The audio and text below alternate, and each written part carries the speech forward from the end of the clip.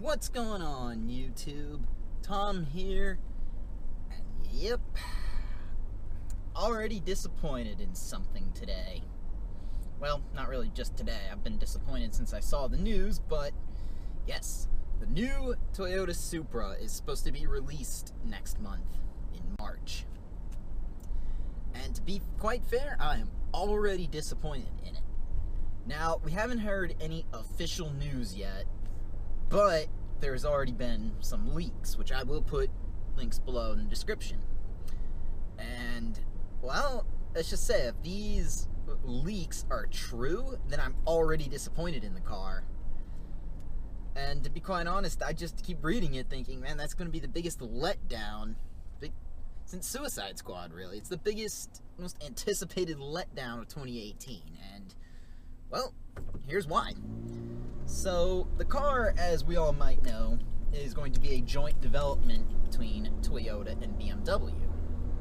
Essentially, it's going to be the same platform as the next generation BMW Z4. Now, when I first saw that, I wasn't that disappointed. I thought, okay, not a problem. It'll get some BMW suspension-type components, the chassis.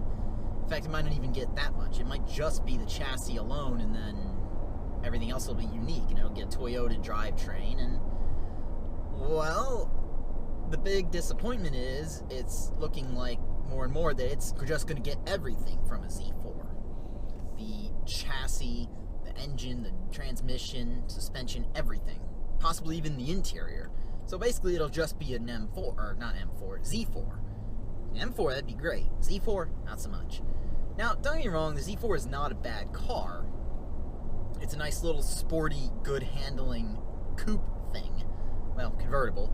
Basically, it's like a luxury Miata almost. In that it's not always about how much power can you put down, it's about handling. Well, the big problem is it's a lot less like a Miata.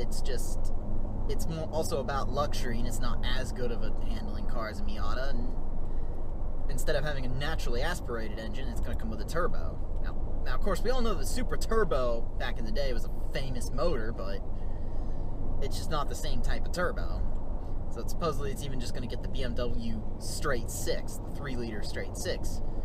Now, that's not always a bad thing, because that is a motor you can probably build pretty well, but at the same time, it's just not going to come with a lot of power. It's only going to have 300 horsepower. Now, not to sound like your typical American muscle fanboy, but come on, 300 horsepower? That's not a lot for the amount of money, even. So, I just think it could have had a lot more power. At one point, the rumor was that it was going to get a Lexus 3.5-liter V6 with twin turbos. I got excited for that. Like, wow, okay, that's a real drivetrain. Sequential turbos, 400-plus horsepower. But, going back to the price, it's just disappointing because the price is going to be, for a base model, is predicted to be 40 grand. I'm thinking 40,000 for 300 horsepower. Now, that's a lot. Now, again, not to sound like the typical American muscle fanboy, because while that is a decent amount of power, it just seems like there's cars with more power for the money. Now, the saving grace of the Supra would be if it is just simply an amazing driver's car and handling car, which, with any luck, it will be. But the big problem is then the transmission selection came out, and then they said, okay, it's going to be automatic only. Now, that right there just eliminates any chance of it being a proper driver's car. Now, yes, automatics are faster. I had a coworker yesterday argue that to me, like, yes, it means it'll be faster, but I'm thinking, no, it's just not going to be a driver's car. 300 horsepower through an automatic, it's just never going to be as fast as a lot of other cars in that price range. Again, handling, yes, but straight line performance, no.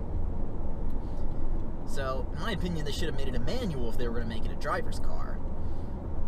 Because, you know, when the FRS and the BRZ came out back in the day, the idea was they weren't very powerful, but they didn't advertise them as powerful sports cars. They advertised them as a driver's car. Now, unfortunately, people actually looking to buy cars in that class don't want just a driver's car. They want performance to go along with a good drive. So the BRZ and FRS, of course, sales have been low. And the problem is, I see with the Supra, it's going to be the same thing at that rate. Automatic only, just 300 horsepower. It's essentially going to be like an upgraded BRZ/86, and that's not what people want to buy. People want to buy a sports car for that money, not just a car that they claim is a driver's car, but isn't really that great at driving anyway. And of course, there is no kind of anticipated like Supra turbo type of upgrade. There's nothing like that on the horizon either. Now, there's already been kind of rumored proposals to put a manual in said car, because the BMW Z4 is going to get a manual. So realistically speaking, all you'd have to do is just put a manual in the Supra, but Toyota may even not want to do that. And kind of the final big letdown is the fact is that it's going to be called Supra. I just think that if they wanted this car to be successful, they wouldn't call it Supra. Because now everyone's going to immediately have the connotations of the old Mark IV, and that's the problem, is when you start trying to revive nameplates, people see that and they immediately think of the old car, and they want to compare it to that. And this car is not going to be the same as the old Mark IV Supra. It's just not going to be the same whatsoever. It's essentially just going to be a rebadged BMW, and I think that's going to shoot Toyota in the foot.